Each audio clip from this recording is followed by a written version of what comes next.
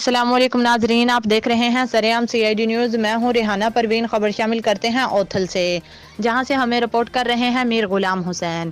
ان کا کہنا ہے اوتھل ڈپٹی کمشنر لسبیلا حسن وقار چیمہ کی زیر صدارت آل پارٹی اجلاس۔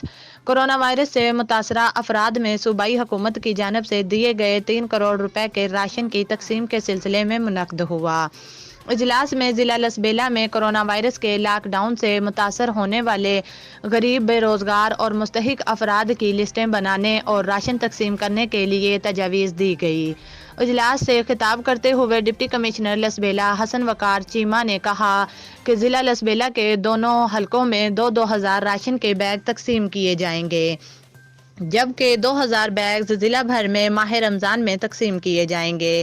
ناظرین، انہوں نے کہا کہ صوبائی حکومت کی جانب سے غریبوں، بے روزگاروں اور مستحقین کے لیے دیا گیا راشن ان کے گھروں تک پہنچایا جائے گا۔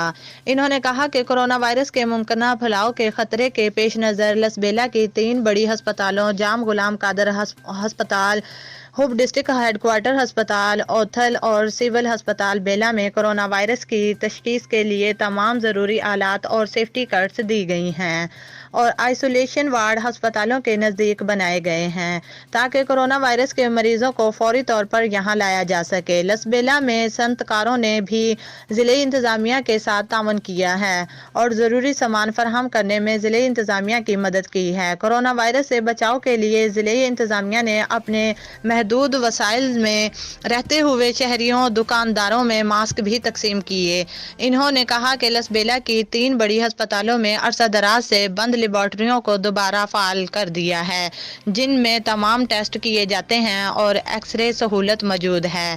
انہوں نے کہا کہ کورونا وائرس کے ممکنہ پھیلاؤ کے پیش نظر لاک ڈاؤن کی وجہ سے متاثرین کے لیے صوبائی حکومت نے 3 کروڑ روپے کی گرانٹ جاری کی ہے، جس کے لیے تمام پارٹیز کے نمائندے اپنی تجاویز دیں اور متاثرین کی فہرست بنا کر دیں۔